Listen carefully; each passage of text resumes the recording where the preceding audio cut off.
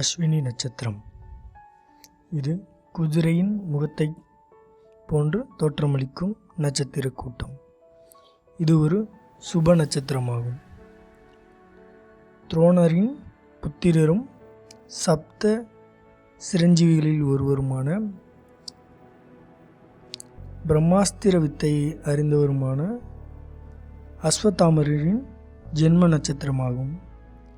அஸ்வினி நட்சத்திரத்திற்கான கோயில் கூத்தனூரில் அமைந்துள்ள கலைவாணி சரஸ்வதி ஆலயம்.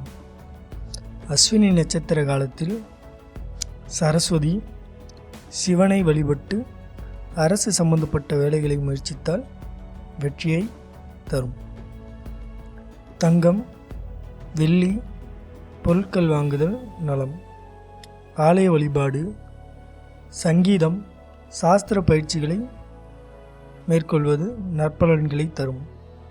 திருமணம், முடியிறக்குதல்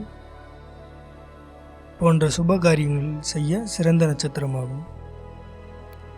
பொதுவாக அஸ்வினி நட்சத்திரத்தில் பிறந்தவர்கள் உறுதிமிக்கவர்களாக இருப்பார்கள்.